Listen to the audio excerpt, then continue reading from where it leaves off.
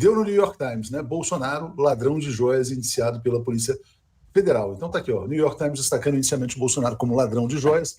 Como é que você vê, na verdade, os crimes, né, do Jair Bolsonaro ganhando o mundo, Joaquim? Cara, essa família, eu falo para você, essa família, as joias é uma ponta do iceberg mesmo. Essas joias. Essa família, se você olhar a trajetória delas, eles foram, veja bem, os filhos, eles não podiam frequentar colégio militar, porque o Bolsonaro era visto como desonesto já. Porque está no processo de expulsão dele do Exército, que é o Conselho de Justificação, o comandante dele diz ele não tem, estou falando do pai, que gera tudo isso e os filhos vão para o mesmo caminho. Ele fala, ele não tem vocação militar porque ele quer enriquecer muito rapidamente, ele não sabe mandar, ele trata mal as pessoas, ele não sabe o que é uma organização, que é hierarquia, etc. Então, o que faz o Bolsonaro, se você olhar a trajetória dele, quando eu falo do Conselho de Justificação, eles dizem o seguinte, que o Bolsonaro era militar, ele uma vez pegou lá uns soldados, que eram subordinados dele, e aí ele tirou licença para todo mundo e falou para o chefe dele que eles iam buscar ouro, porque eles iam todos enriquecer, iam garimpar. Aí o comandante dele falou, mas não é assim, entendeu? Não, vamos ficar ricos, vamos sair, etc. Não abandonaram porque tiraram suas licenças naquela ocasião, mas foram lá tentar ficar rico, não deu certo. O Bolsonaro depois, ele pediu uma transferência para uma região de fronteira do Mato Grosso do Sul, e só que na verdade não era para servir como militar, é porque ele arrendou umas terras e foi plantar arroz lá para tentar ficar rico. E aí, quando é que o Bolsonaro efetivamente fica rico? Quando ele escreveu aquele artigo, aí ele escreveu, não, quando a Veja publicou o artigo que apresentou o Bolsonaro ao mundo, e que ele até ficou preso por conta disso, porque ele ataca, ele fala duas coisas, que tinha crescido a homossexualidade na AMAN, ele diz isso, e ele fala também que os salários estavam muito baixos, ataca o ministro, na época do Exército, Leônidas Pires Gonçalves, o governo Sarney.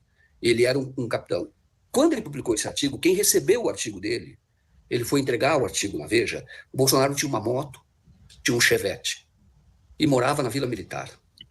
O Bolsonaro, ele não era uma pessoa rica, queria ficar rico, como disse, com esse projeto do arroz, do garimpo, estava nem aí pro Exército. Vendeu também, criou umas bolsas que ele vendia, que era com o resto de paraquedas, de coisa, ele vendia, porque queria dinheiro. E aí, o que acontece? Ele vai para a política e ele fica rico. Agora eu pergunto o seguinte, o político ganha tanto assim? O salário de um político é tanto para ele ficar rico desse jeito? Os imóveis que ele tem, os irmãos que não eram ricos também têm, os filhos têm, primeira ex-mulher tem, segunda ex-mulher tem, todos eles ficaram ricos, então isso não foi feito com dinheiro honesto. E o que nós estamos vendo, não foi com dinheiro honesto, é impossível. Nós estamos vendo agora, esta semana, saiu a revelação de que o Flávio Bolsonaro, o filho, que é dessa escola, ele foi lá, pegou 3 milhões e pouco, foi lá e quitou o financiamento.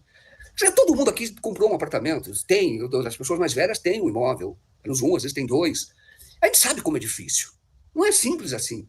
E esse pessoal tem uma imobiliária. E eles, é só tiro certo. Eles compram muito barato, na verdade não compram barato. É porque é caixa 2. É porque esconde, porque não tem renda para declarar. Tem até essa revelação hoje do Flávio Bolsonaro, que tinha um cofre, e ali houve uma compra de 2 apartamentos em 2012, e ele foi lá no cofre que ele tinha em sociedade com o irmão, um dia antes, possivelmente, aparentemente, para pagar dinheiro vivo, que ele guardava lá. E não é só dinheiro de rachadinha, é 600 e tantos mil.